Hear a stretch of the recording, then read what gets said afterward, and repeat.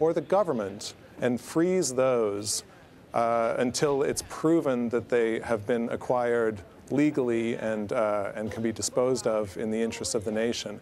Now, that's not something that the UN would do itself, freeze those assets, but it could demand that each country do that, and that would be a legally binding demand on the financial systems of each member country. And if the countries look, I imagine they would be able to find pretty quickly. What about the response from the Arab League that we saw this evening? It met in an emergency meeting, came out with a statement. How likely is that to affect the situation on the ground?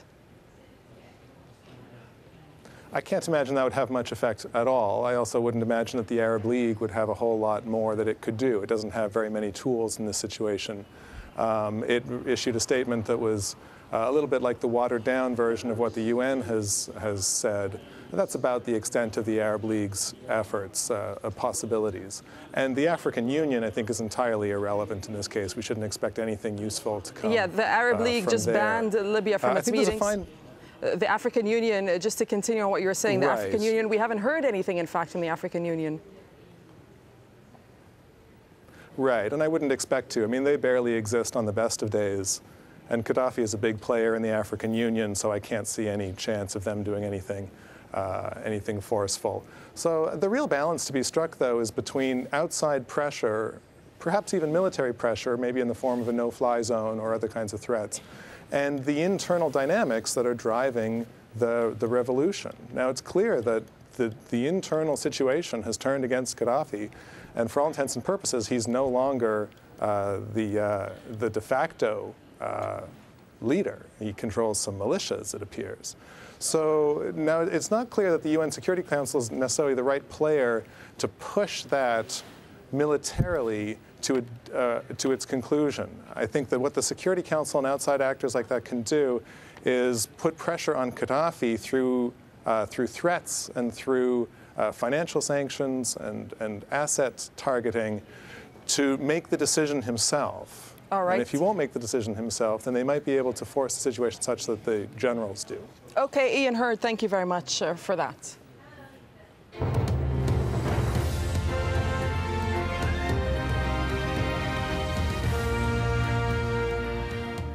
Let's bring you some other news now. And rescue operations are continuing throughout the night in Christchurch in New Zealand following a 6.3 magnitude earthquake. At least 75 people were killed as hotels, churches, offices and homes all collapsed. A state of emergency has been declared and the airport and parts of the hospital are closed, and around 100 people are estimated to be missing. Well, New Zealand's Prime Minister John Key gave an emotional address to the nation.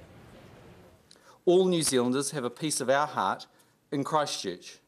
All of our lives are touched by this event. A friend or a family member who lives there, a time spent studying or a memorable experience there. We feel connected to your suffering. Your tragedy is our tragedy. Today I want Christchurch to hear this message. You will get through this. This proud country is right behind you, and we are backing you with all our might. The world is with you. Our Australian friends, our British and American friends, the great countries of this world are putting their shoulder to your wheel.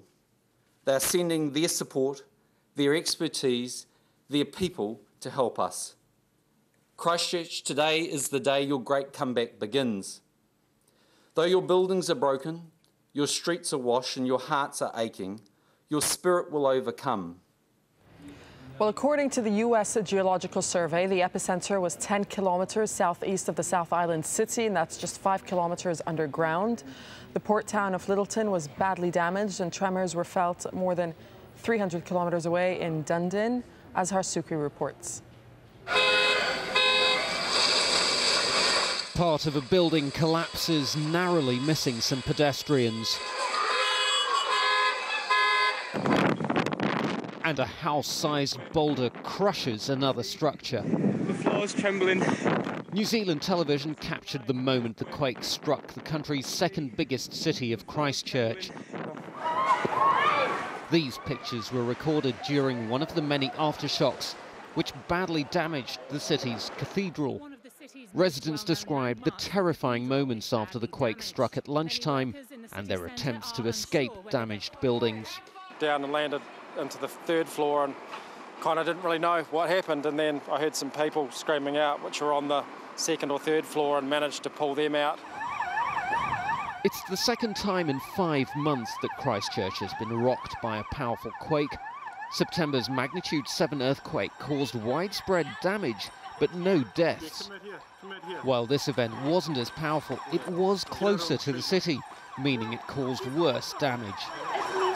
I don't think we can go past the fact that we may well be witnessing New Zealand's darkest day.